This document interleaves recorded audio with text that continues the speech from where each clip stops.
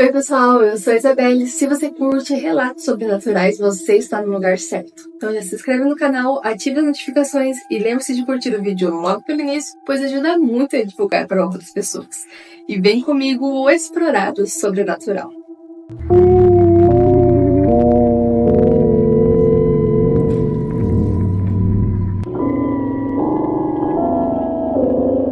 O Homem do Chapéu.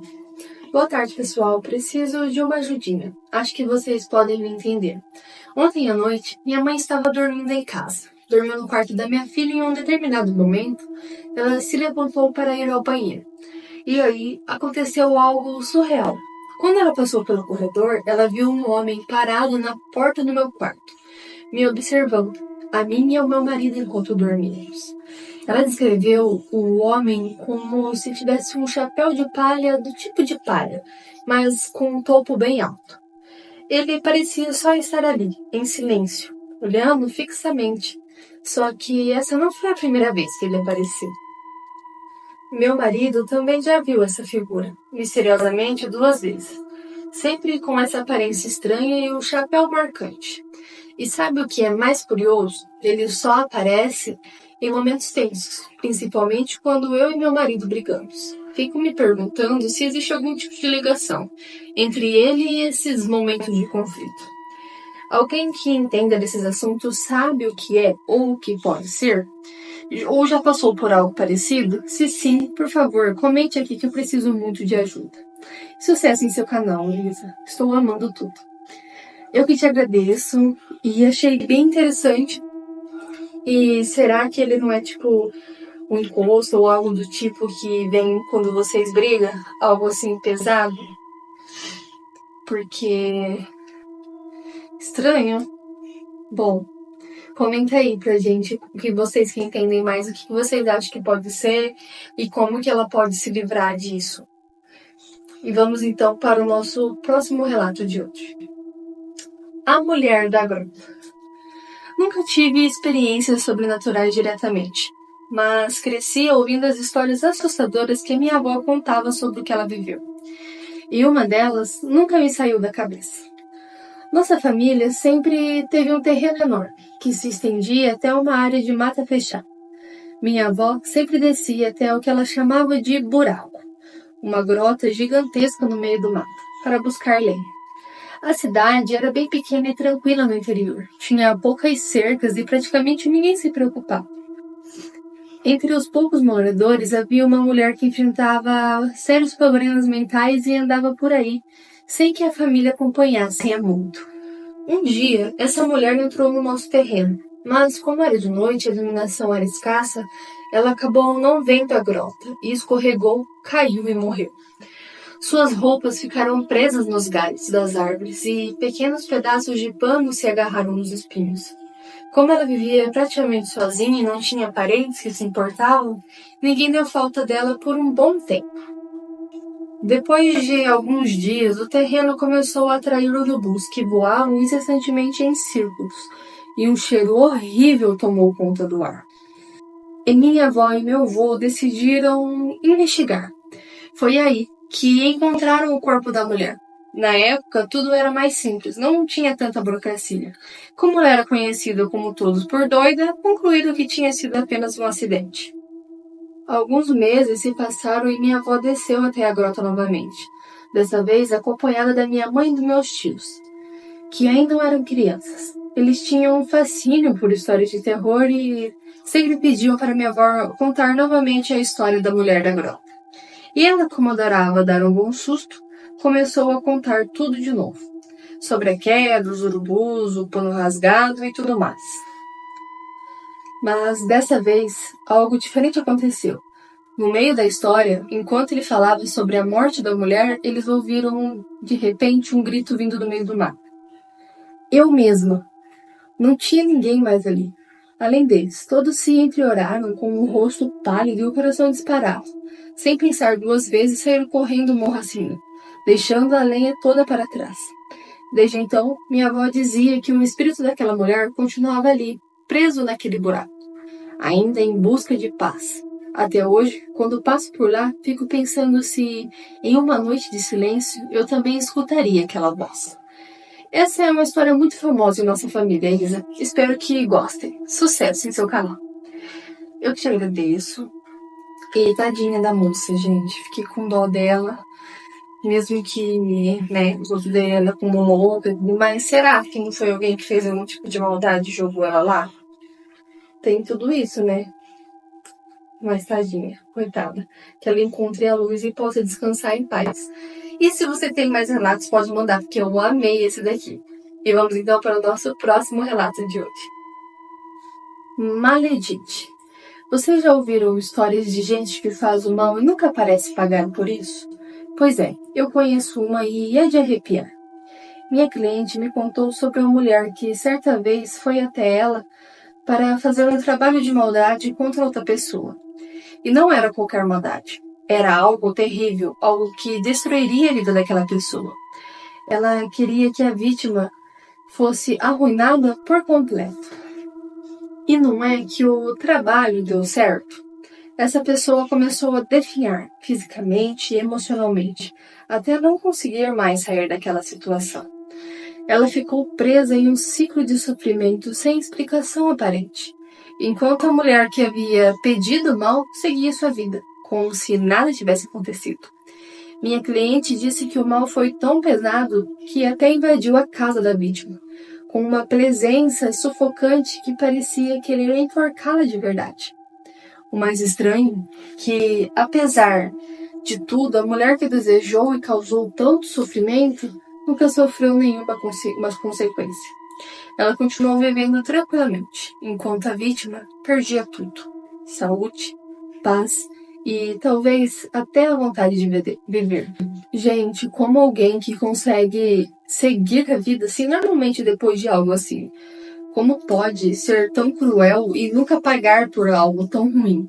A história que minha cliente me contou é longa, cheia de detalhes sombrios, mas tentei resumir aqui para vocês entenderem o peso e, sinceramente, fico pensando como é possível certas pessoas saírem ilesas depois de fazerem tanto mal. Isa, obrigada, e estou resumindo, mas cuidado com pessoas, porque elas não pagam o mal que fazem. E o relato acaba, e eu achei um relato assim, aquela coisa bem que pode acontecer com a gente, mas eu tenho uma coisa para te dizer: paga sim. Ela pode não estar pagando agora, a gente pode não estar percebendo que ela está pagando, mas paga. Paga, porque a gente vê, né, gente, muitos relatos aí que a pessoa faz tudo o que quer, faz mal para outro, deseja o mal para outra pessoa e no final ela paga. Sempre paga. Se não pagar aqui, depois Deus vai cobrar na hora do final. De um jeito ou de outro vai pagar. Pode ficar tranquila que ela paga. E se prende aí no espiritual que você acredita, pois se você estiver preso ali com ele, é muito difícil que algo te afete. Então, para todo mundo aí, você tá achando que você tá com algum tipo de trabalho, alguma coisa que foi feita para você, já corre, já limpa, já faz o espiritual. Não fica pensando, mas se eu não for, vai limpar. Porque essas coisas são sérias. Tem gente que chega a falecer por conta dessas coisas, por causa da maldade e da ruindade da outra pessoa. Mas pode ficar tranquilo que ela vai pagar. E sempre paga, gente. A gente pode achar que não, mas paga. A gente pode não ver pagando, mas vai. E é isso. Muito obrigada pelo seu relato e vamos então para o nosso próximo relato de hoje. A fé verdadeira. Oi, Isa, vou contar para vocês uma história que marcou minha vida. Um exemplo de fé e de poder de oração, que testemunhei de perto com Dona Nina. Dona Nina era uma senhora simples, mas com uma fé inabalável.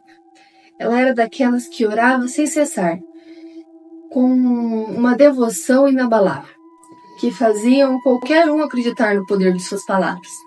Todos na cidade conheciam a fama de Dona Nina como mulher de Deus. Um dia, uma mulher encomendou um bolo de Dona Nina, mas na hora de pagar se recusou.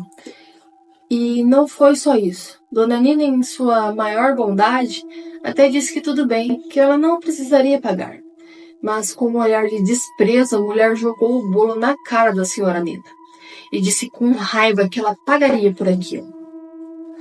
Gente, interrompendo aqui rapidinho. Ela pagaria pelo quê? A mulher até falou que ela precisava pagar. É cada tipo de gente também. Ai, Jesus. Continuando o relato. Logo depois desse episódio, a mulher começou a adoecer de uma forma que ninguém conseguia explicar. E essa mulher tinha fama de mexer com feitiçaria pesada. Daquelas bravas mesmo, sabe? Mas mesmo assim, nada que ela fazia parecia surtir efeito. Ela procurou ajuda em todos os lugares que conhecia. Consultou guias, especialistas, mas ninguém conseguia aliviar o seu sofrimento. Foi então que ela se lembrou de Dona Nina e de sua fama de mulher de oração. Desesperada, decidiu procurá-la. Ao chegar na casa de Dona Nina, a mulher admitiu que o que está em mim era para a senhora. Eu queria que a senhora sofresse, mas agora tudo voltou contra mim e não consigo me livrar disso. Vim saber o que a senhora fez para que nada te atingisse. Dona Nina, com uma calma que só ela tinha, respondeu: Eu não fiz nada, minha filha. Mas meu Deus, sim. Acredito na força da oração, mas essa força é somente para quem crê e busca a Deus de coração. A mulher em choque exclamou: Não é possível que palavras simples tenham efeito. Eu fiz tanta coisa contra a senhora e nada te atingiu. Como pode? Dona Nina, sorrindo, respondeu: Palavras sem fé não têm força alguma, mas a fé em Deus, essa sim, torna as palavras poderosas, ganhando uma dimensão inimaginável. Posso orar por você? A mulher aceitou, quase sem opção. E assim que Dona Nina começou a orar, algo incrível aconteceu. A mulher começou a se agitar, seu corpo tremia e ela gritava: O que é isso? O que a senhora está fazendo comigo? Ela viu, naquele momento, a verdadeira face do mal, que cultivava. E ao sentir o poder da oração de Dona Nina, uma sombra escura, disforme saiu de dentro dela e desapareceu, deixando um rastro de terror. Dona Nina a abraçou e disse: Que Deus te abençoe. Busque o Senhor Jesus e entregue a sua vida a Ele. A mulher arrependida pediu perdão a Dona Nina, deixou de lado tudo que seguia antes e em pouco tempo se batizou e decidida a seguir um novo caminho ao lado de Cristo. Essa história aconteceu há muitos anos, mas sempre que me lembro dela, como uma prova de que a verdadeira fé tem um poder além da nossa compreensão. É uma história que merece ser partilhada, pois ensina que, acima de tudo, a fé e a bondade são forças maiores do que qualquer maldade. Sucesso em seu canal, Isa. Muito obrigada por mandar o seu relato. E que relato lindo, sensacional, amei ele do começo ao fim. Que Deus abençoe a Dona Nina e esteja com ela sempre. E muito bem feito pra Maledinho que ficava fazendo trabalho pros outros e voltou tudo pra ela. Viu, moço do relato anterior? Volta assim, fica tranquilo que volta. Mas é isso, gente. Vamos então para o nosso próximo e último relato de hoje. A Mulher Pálida. Quando criança, eu vivia cercado por experiências sobrenaturais estranhas e inexplicáveis. Via e ouvia coisas sobrenaturais que me deixavam inquieto. Sempre que tentava contar aos meus familiares, eles diziam que era só a minha imaginação, efeito dos filmes de terror que adorava assistir. Mas eu sabia que não era apenas invenção da minha cabeça. Havia uma figura que aparecia para mim com uma frequência absurda. Uma mulher de pele pálida, com cabelos longos e vestida de um arrastado pelo chão.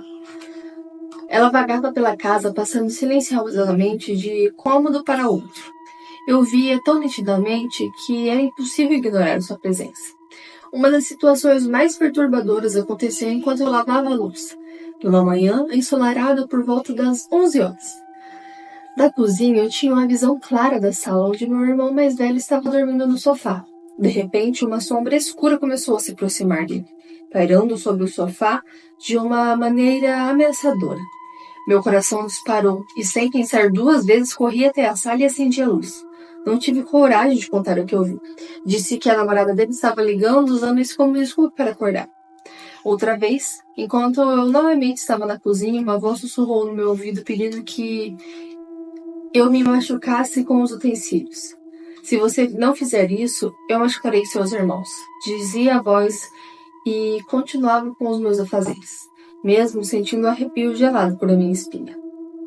No entanto, as experiências mais aterrorizantes foi em uma noite, que eu e minha irmã caçula estávamos deitadas no quarto. Nosso gato começou a miar, de maneira estranha, fixando o olhar na porta do guarda-roupa. De repente, a porta abriu lentamente e de dentro surgiu algo que parecia um rabo preto, longo e sinuoso, como o de uma cobra. Minha irmã começou a chorar e gritar, dizendo que estava com medo. Eu fiquei paralisada, sem saber o que fazer. Gritamos por nossos pais que vieram correndo ao nosso socorro. Eles revisaram o guarda-roupa, puxando tudo para fora, mas não encontraram nada. Para poder nos acalmar, meu pai disse que poderia ter sido apenas nosso gato, mas nós sabíamos que havíamos vistos, e nenhum gato poderia causar aquele tipo de pavor. Hoje, eu e minha irmã somos adultas, mas de vez ou outra ele se lembra de comentar comigo coisas que aconteciam na época. A lembrança da figura que nos assombrou na infância permanece viva. Um mistério sombrio que nunca conseguimos resolver e que talvez seja melhor assim. E o relato acaba assim, ela não se despediu nem nada, mas, gente, então ela e a irmã dela viam, então a casa que era assombrada, não era vocês que viam as coisas. Muito bom, fechamos com chave de ouro. Comenta aqui o que você achou dos relatos de hoje. E lembre-se, se você tem um relato e gostaria que eu lesse ele aqui no canal, aqui na descrição vai estar os métodos de envio. E muito obrigada a quem assistiu até aqui. E boa noite e bons sonhos!